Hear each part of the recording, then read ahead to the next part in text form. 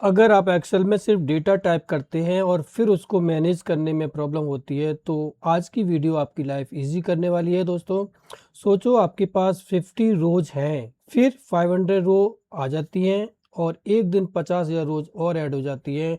तब डेटा को सॉर्ट करना, फिल्टर करना और फॉर्मूलाज लगाना कितना डिफिकल्ट हो सकता है आप एज्यूम कर सकते हो। लेकिन एक्सेल में एक फीचर है जो ये सारा काम बहुत ईजी बना देता है। उस फीचर का नाम है एक्सेल टेबल। आज की वीडियो के एंड तक आप सीखोगे एक्सेल टेबल क्या होता है, नॉर्मल रेंज, टेबल में डिफरेंस, टेबल का यूज क्यों करते हैं और सिर्फ 10 सेकंड्स में टेबल कैसे बना लेते हैं। तो वीडियो को एंड तक जरूर देखिएगा क्योंकि एक्सेल की सबसे इम्पोर्टेंट फाउंडेशन में से ये एक है। So hello everyone, welcome back to Excel with Saini. मैं हूं चरण सिंह सैनी और इस एक्सेल मास्टर क्लास सीरीज में हम एक्सेल को बिल्कुल बिगिनर लेवल से प्रोफेशनल लेवल तक स्टेप बाय स्टेप सीखेंगे। तो चलिए बिना टाइम वेस्ट किए आज का टॉपिक स्टार्ट करते हैं। सबसे पहले एक बेसिक क्वेश्चन, डेटा क्या होता है? डेटा का मतलब होता है इंफॉर्मेशन। डेटा का मतलब होता है इंफॉर्मेशन, जैसे स्टूडेंट्स की marks list, employees details, customer records, sales reports, product list, ये सब डेटा के ही एग्जाम्पल्स हैं। और जब इसी इंफॉर्मेशन को हम रोज और कॉलम्स में अरेंज करते हैं टैब एक्सेल में, उसको डेटा सेट कहते हैं। और आज हम एक सेल्स डेटा सेट यूज करेंगे जो कि हमने स्क्रीन पर बनाया हुआ है ऑलरेडी, जिसमें डेटा सेट ऑलरेडी दिया हुआ है। Sorry, order ID, date, customer, city, product, quantity and price. So अब इस डेटा को एक बार समझ लेते हैं। ऑर्डर आईडी, ये हर ऑर्डर का यूनिक नंबर है। जैसे हर आधार कार्ड का अलग नंबर होता है, वैसे ही हर ऑर्डर का भी अलग ऑर्डर आईडी होती है। एग्जाम्पल के लिए जैसे 101 ये एक ऑर्डर है, 102 दूसरा ऑर्डर है। कभी भी दो ऑर्डर्स की सेम आईडी नहीं होनी चाहिए और ना ही होती है। सेकंड नंबर डेट, इस कॉलम में ऑर्डर का प्लेस हुआ, यानी इस कॉलम में ऑर्डर कब प्लेस हुआ वो लिखा हुआ है, 1 जनवरी 2026। अगर बॉस बोले कि जनवरी की सेल्स दिखाओ या किसी पर्टिकुलर डेट की सेल्स बताओ तो इसी कॉलम का हम यूज करेंगे। थर्ड कस्टमर, यहाँ कस्टमर का नेम है, जैसे अमित, नेहा, राहुल, पूजा एंड सो ऑन। इससे पता चलता है कि प्रोडक्ट किसने खरीदा। फोर्थ सिटी, कस्टमर की सिटी, यानी कि कस्टमर किस सिटी से बिलोंग करता है, जैसे दिल्ली, मुंबई, दिल्ली, जयपुर, लखनऊ। बाद में हम इसी कॉलम से सिर्फ दिल्ली या मुंबई के डेटा भी निकालना सीखेंगे। प्रोडक्ट, प्रोडक्ट में कौन सा प्रोडक्ट सेल हुआ वो दिया हुआ है, जैसे laptop, mouse, keyboard, monitor. Quantity, quantity का मतलब होता है कस्टमर ने कितने पीस परचेज किए, यानी 2 पीस लैपटॉप के 2 पीस परचेज किए, माउस के 5 पीस परचेज किए। तो अमित ने 2 लैपटॉप यहाँ पे परचेज किया हुआ है और नेहा ने 5 माउस परचेज किए। प्राइस, प्राइस का मतलब होता है गाइस, ये टोटल अमाउंट नहीं है, ये ध्यान देने वाली बात है। ये सिर्फ एक आइटम का प्राइस है। ये 2 क्वांटिटी दिया हुआ है, यानी कि 2 का प्राइस नहीं है, ये सिर्फ एक का प्राइस है। जैसे लैपटॉप की प्राइस 50,000 है, अगर 2 क्वांटिटी है तो इसका प्राइस क्या हो जाएगा, टोटल 1 लाख। उसके लिए अलग फॉर्मूला लगेगा अगर दोनों का क्वांटिटी हम निकालना चाहेंगे तब। अब एक इम्पॉर्टेंट बात, क्या ये टेबल है? अगर आप डेटा देख रहे हैं, ये पूरा डेटा देख रहे हैं, तो इसको देखने से क्या आपको लगता है कि ये टेबल है? जी नहीं, ये टेबल नहीं है। ये देखने में टेबल लग रहा है लेकिन एक्सेल के हिसाब से ये सिर्फ एक नॉर्मल रेंज है। क्या है? नॉर्मल रेंज है। लेकिन एक्सेल में इस डेटा को एक स्पेशल ऑब्जेक्ट की तरह ट्रीट नहीं कर रहा है और इसी वजह से हमें बहुत सारे स्मार्ट फीचर्स इस डेटा के अकॉर्डिंग नहीं मिल पाएंगे। अब क्वेश्चन आता है, अगर नॉर्मल रेंज में भी डेटा लिख सकते हैं तो टेबल बनाने की ज़रूरत क्यों हुई?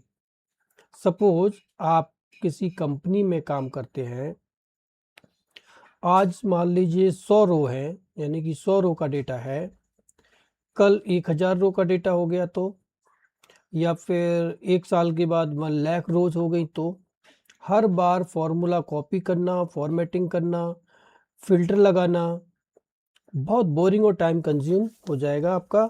इसी प्रॉब्लम को सॉल्व करता है क्या? Excel table. Table automatically new rows को इंक्लूड करता है, फॉर्मूला को कॉपी कर सकता है, हेडर्स को आइडेंटिफाई करता है, फिल्टर बटन दे देता है, डेटा को मैनेज करना इजी बना देता है। इसलिए प्रोफेशनल एक्सेल यूजर सबसे पहले डेटा को टेबल में कन्वर्ट करते हैं। तो हम टेबल कैसे क्रिएट करेंगे गाइस? प्रैक्टिकली इसको हम समझते हैं। सबसे पहले हम पूरे डेटा को सेलेक्ट करेंगे,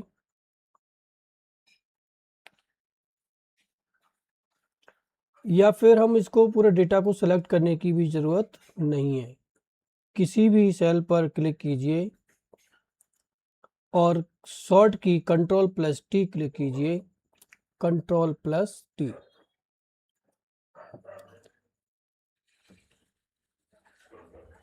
Ctrl+T क्लिक करते ही पूरा डेटा सेलेक्ट हो गया है, ये आप देख सकते हैं। और एक डायलॉग बॉक्स ये ओपन हुआ है, माई टेबल हैज़ हेडर, ये एक देखिए ऑप्शन आ रहा है इसमें, जिसमें ऑलरेडी टिक है, तो टिक लगा रहने दीजिए क्योंकि हमें हेडर को भी रखना है और हमें सिर्फ क्या करना है, ओके पर क्लिक करना है। देखिए ये टेबल बनकर एकदम रेडी हो गया है Ctrl+T शॉर्टकट से। अब आप नोटिस करेंगे हर हेडिंग के साथ एक फिल्टर लगा हुआ है। देखिए हर हेडिंग के साथ एक फिल्टर लगा हुआ है। टेबल का डिजाइन चेंज हो गया है। एक्सेल इस डेटा को एक स्मार्ट टेबल की तरह से रिकॉग्नाइज कर रहा है। और ये तो बस शुरुआत है, आगे आगे देखिए होता है क्या। इस टेबल की वजह से फॉर्मूलाज कितने इजी हो जाते हैं ये आप आगे देखेंगे।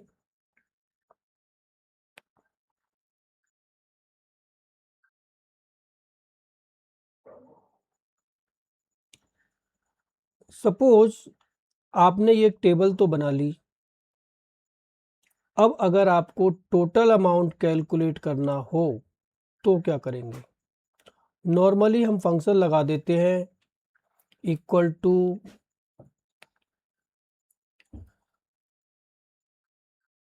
Quantity into price. ठीक है, ये हमारा आंसर निकल के आ गया है टोटल। लेकिन टेबल के अंदर एक्सेल इससे भी स्मार्ट तरीके से काम करता है। ये मैंने टेबल से बाहर फंक्शन लगाया है, अगर मैं टेबल के अंदर ही इसको लगाऊंगा तो बड़ा स्मार्ट तरीके से ये काम करेगा। और इसी को कहते हैं स्ट्रक्चर्ड रेफरेंस। मैं इसको अभी डिलीट कर देता हूं। अब हम अपनी टेबल में एक नया कॉलम ऐड करेंगे। लास्ट कॉलम के बाद, यानी जी हमारा लास्ट कॉलम है, इस लास्ट कॉलम के बाद हम एक हेडिंग देंगे टोटल। टोटल टाइप करेंगे। बस हेडिंग टाइप करते ही देखिए क्या होता है, हम एंटर क्लिक करेंगे। एक्सेल ने ऑटोमेटिक इस कॉलम को भी अपनी टेबल के अंदर ले लिया है। ये टेबल का पहला स्मार्ट फीचर है। अगर ये नॉर्मल रेंज होती तो हमें फॉर्मेटिंग मैनुअली करनी पड़ती, इसमें फॉर्मेटिंग को ऑटोमेटिक ही कर दिया है। अब पहली रो में टोटल कैलकुलेट करते हैं। अगर ये नॉर्मल डेटा हो तो हम इसमें फंक्शन लगाएंगे equal to quantity into price.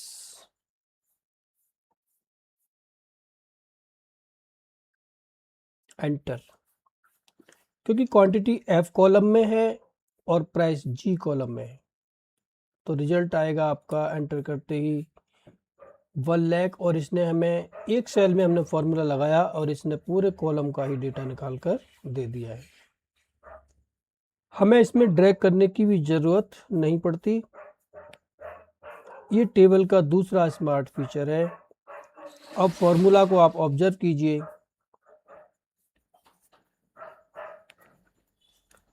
Excel में क्वांटिटी इनटू प्राइस, ये देखिए एक्सेल में ये क्वांटिटी इनटू प्राइस दिया हुआ है, जबकि हमने फंक्शन लगाया क्या, क्वांटिटी इनटू प्राइस, यानी F2 इंटू G2। दोनों का सेम मतलब है, यानी कि F2 at quantity and G2 at the rate price, मतलब करंट रो का प्राइस। तो एक्सेल ने बोला कि करंट रो की क्वांटिटी को करंट रो के प्राइस से मल्टीप्लाई करो, सो उसने करके दिखा दिया ऑटोमेटिक। यही स्ट्रक्चर्ड रेफरेंस कहलाता है। इसमें F2 या G2 को याद रखने की भी ज़रूरत नहीं होती, कॉलम का नाम ही यूज होता है। अब मान लीजिए आपने सोचा होगा कि जब हमने F2 इंटू G2 लिख सकते हैं तो स्ट्रक्चर्ड रेफरेंस की क्यों ज़रूरत पड़ी। सपोज कल आपने क्वांटिटी और प्राइस के बीच एक नया कॉलम इंसर्ट कर दिया, प्राइस और क्वांटिटी के बीच एक नया कॉलम सपोज आपने एंटर कर दिया। अब क्वांटिटी एफ में नहीं रहेगा, प्राइस जी में नहीं रहेगा, लेकिन स्ट्रक्चर्ड रेफरेंस में फॉर्मूला चेंज नहीं होगा, क्योंकि एक्सेल कॉलम नंबर नहीं, कॉलम नेम को ही आइडेंटिफाई करता है। इसी वजह से बड़े बड़े कंपनीज में टेबल यूज़ की जाती है। जैसे मान लीजिए मैं यहाँ पे एक कॉलम नया इंसर्ट कर देता हूँ। देखिए क्वांटिटी तो एफ में है, बट प्राइस हमारा G2 में था, अभी H2 में चला गया है, बट हमारा जो टोटल हमने निकाला था वो हमारा गड़बड़ नहीं हुआ है, सेम रहा है। अब एक और इम्पोर्टेंट चीज़, हर टेबल का एक नाम होता है। Excel automatically table 1, table 2, table 3 नाम देता है। इस नाम को चेंज भी हम कर सकते हैं। कैसे करेंगे, टेबल के अंदर कहीं भी आप क्लिक कीजिए, एक्सेल में टेबल डिजाइन टैब ओपन हो जाएगा। ये देखिए टेबल डिजाइन में क्लिक करेंगे और यहाँ पे देखिए लेफ्ट साइड में टेबल नेम हाईलाइट हुआ है, टेबल 1 शो कर रहा है। हम इसका नेम भी चेंज कर सकते हैं। इसको हम नेम दे सकते हैं सपोज सेल्स अंडरस्कोर डेटा।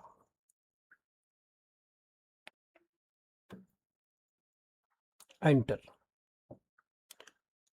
अब हमारी टेबल का नाम प्रोफेशनल हो गया, यानी कि सेल्स का डेटा हमने निकाल लिया। अगर फ्यूचर में 20 टेबल्स होंगी तो नाम देखकर ही समझ आ जाएगा कि ये कौन सा डेटा है, सेल्स का डेटा है या कुछ और।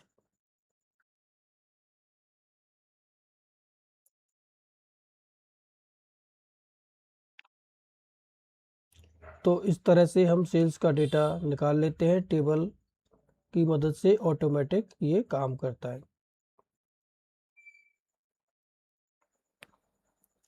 अभी हम नेक्स्ट स्टेप सीखेंगे जिसमें सॉर्टिंग एंड फिल्टरिंग। अगर आप ऑफिस में काम करते हैं या फ्यूचर में एक्सेल यूज़ करेंगे तो ये दोनों फीचर रोज़ यूज़ होने वाले हैं। तो चलिए इसके बारे में हम जानते हैं। एक सिंपल एग्जांपल लेते हैं। मान लीजिए आप एक शॉप ओनर हैं और आपके पास 10,000 ऑर्डर्स हैं। बॉस आकर बोले कि मुझे सिर्फ डेली के कस्टमर ही दिखाओ, या फिर बोलते हैं सबसे महंगे प्रोडक्ट ऊपर दिखाओ। अगर आप मैनुअली सर्च करेंगे तो बहुत ज़्यादा टाइम लगेगा, लेकिन एक्सेल में एक काम सिर्फ 2-3 क्लिक्स में ही हो जाता है। सॉर्टिंग की मदद से सॉरी, सॉर्टिंग आखिर होती क्या है। सॉर्टिंग का मतलब है डेटा को किसी ऑर्डर में अरेंज करना, किसी भी डेटा को ऑर्डर में अरेंज करना, जैसे A to Z या फिर Z to A smallest to largest, largest to smallest, oldest to newest, newest to oldest. Simple language में डेटा को सिस्टमेटिकली अरेंज करना ही सॉर्टिंग कहलाता है। प्रैक्टिकली इसको करके देखते हैं। कस्टमर कॉलम के अंदर हेडर के पास देखिए आपको एक एरो दिखाई दे रहा है, ये ड्रॉप डाउन एरो। उस पर हमें अगर क्लिक करते हैं तो आपको देखिए ऑप्शन मिलता है सॉर्टिंग ए टू जेड या फिर sort Z to A. A to Z पर हम क्लिक करेंगे, देखिए क्या होता है। ए टू जेड पर क्लिक करते ही अमन, अमित यानी कि ए से स्टार्ट अल्फ़ाबेटिकली ऑर्डर में ये इसने डेटा को दिखा दिया है। एक्सेल ने सिर्फ ऑर्डर चेंज किया है, डेटा को डिलीट नहीं किया है। डेटा हमारा वही है, यानी अमन का जो डेटा पहले था टोटल था वो वही है अभी भी। यहाँ एक बहुत इंपॉर्टेंट बात यह है कि सिर्फ कस्टमर का नाम मूव नहीं हुआ, पूरी रो ही मूव हो गई, क्योंकि एक ऑर्डर की सारी इंफॉर्मेशन एक साथ ही रहनी चाहिए। अगर सिर्फ नाम मूव होता है और बाकी डेटा वही रहेगा तो डेटा भी गलत हो सकता है। एक्सेल ऑटोमेटिकली पूरी रो को शिफ्ट करता है। अब प्राइस कॉलम में देखते हैं एक बार। ड्रॉप डाउन एरो पे हमने क्लिक किया, यहाँ देखिए ऑप्शन आ रहा है शॉर्ट स्मॉलेस्ट टू लार्जेस्ट या फिर शॉर्ट लार्जेस्ट टू स्मॉलेस्ट। हम लार्जेस्ट टू स्मॉलेस्ट करते हैं तो देखिए सबसे पहले हमारा लैपटॉप का प्राइस जो है सबसे लार्जेस्ट है, उसने सबसे ऊपर इसको रख दिया है 50,000। उसके बाद मॉनिटर 15,000, इसके बाद keyboard 1200, mouse 700। so mouse is the lowest price. अब अगर स्मॉलेस्ट टू लार्जेस्ट करें तो ये data automatically smallest to largest convert हो जाता है। 700 माउस, कीबोर्ड 1200, मॉनिटर 15,000, लैपटॉप 50,000। अब आते हैं फिल्टर पर। सॉर्टिंग और फिल्टरिंग में डिफरेंस ये है कि सॉर्टिंग डेटा का ऑर्डर चेंज करता है, फिल्टरिंग डेटा को हाइड कर देता है। मतलब जो डेटा हमें नहीं चाहिए वो टेम्परली हाइड हो जाता है, डिलीट नहीं होता है। सिटी के नेम से हम इसको फिल्टर लगाएंगे। सिटी के नेम में ड्रॉप डाउन पर क्लिक करेंगे, जो सेलेक्ट पे टिक लगा हुआ है सेलेक्ट ऑल, उसको अनटिक करेंगे और हम क्या करेंगे, सिर्फ डेली वाले डेटा पर हमें टिक करेंगे एंड ओके। सिर्फ डेली का ही डेटा ये शो करेगा, बाकी डेटा सारा गायब हो गया है, डिलीट नहीं हुआ है, सिर्फ हाइड हुआ है। बाकी सिटीज गायब दिखाई दे रहे हैं। अब अगर हमें दोबारा पूरा डेटा देखना हो तो सिटी फिल्टर पर क्लिक करना है and clear filter from city पर क्लिक करने से पूरा डेटा हमारा वापस आ जाएगा।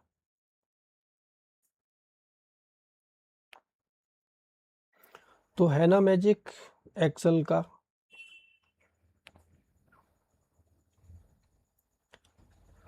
टेबल के कुछ और हिडन प्रोफेशनल फीचर्स सीखने को मिलेंगे जो आपको एक्सेल में और भी एफिशिएंट बना देता है।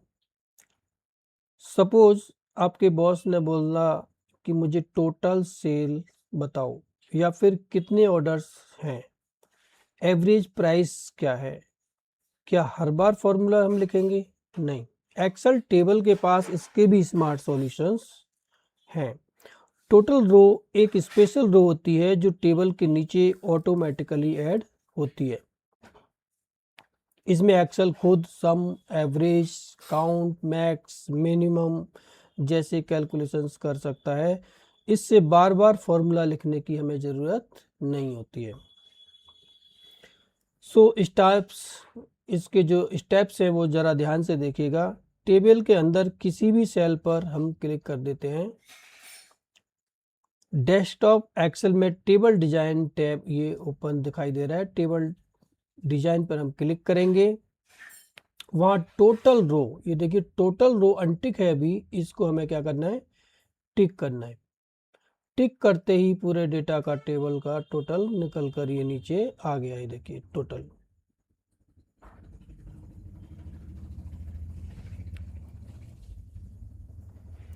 टोटल निकल के आ गया है। एक नई रो जिसमें ऐड हो गई है जो पहले नहीं थी। अब टोटल कॉलम के नीचे वाली सेल पर क्लिक करिए। इस पे जो देखिए क्लिक किया हमने, यहाँ पे एक ड्रॉप डाउन एरो शो हो रहा है और इसको क्लिक करते ही देखिए इसमें बहुत सारे ऑप्शन हैं। Average, count, count numbers, max, मिन, सम, स्टैंडर्ड और मोर फंक्शंस इसमें ऑलरेडी दिखाई दे रहे हैं। हम अगर सम पर सेलेक्ट करेंगे ये सम निकाल के दे देगा जो कि ऑलरेडी सम किया हुआ है।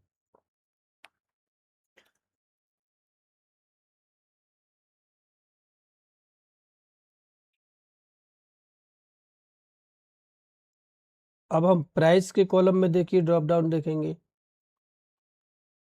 यहाँ पे अगर हम एवरेज सेलेक्ट करते हैं तो ये एवरेज निकाल के दे देगा प्राइस का। तुरंत कैलकुलेट करके ये निकाल के दे देता है। अब कस्टमर कॉलम में टोटल रो का ड्रॉप डाउन खोलिए। कस्टमर कॉलम में अगर ड्रॉप डाउन हम खोलेंगे नीचे, कस्टमर के नीचे, और हम चाहते हैं कि कितने कस्टमर हैं, count the customers, number of customers. So count पर क्लिक करते ही ये कस्टमर को काउंट करके आपको दे देगा, यानी कि टोटल हमारे 10 कस्टमर्स हैं, इसने दे दिया।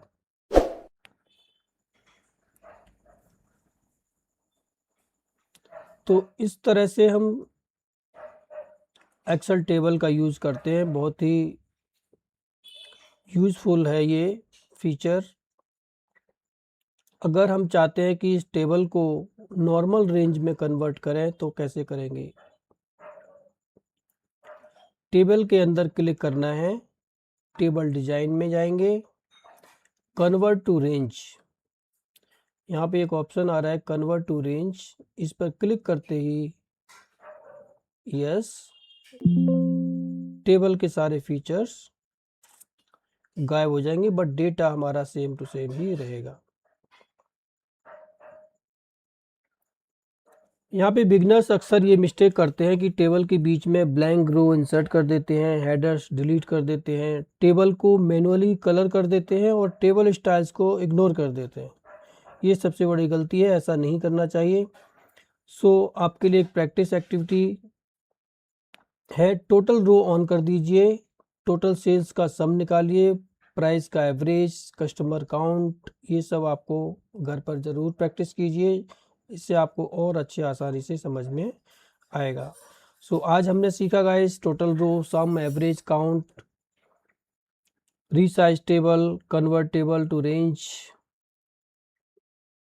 सो गाइस आपने Excel table master class complete कर लिया है।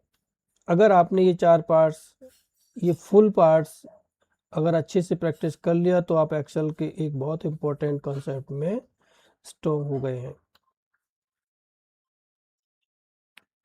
सो गाइस अगर आपको ये वीडियो अच्छा लगा हो, पसंद आया हो तो please subscribe channel, like and share to your friends. Thank you for watching.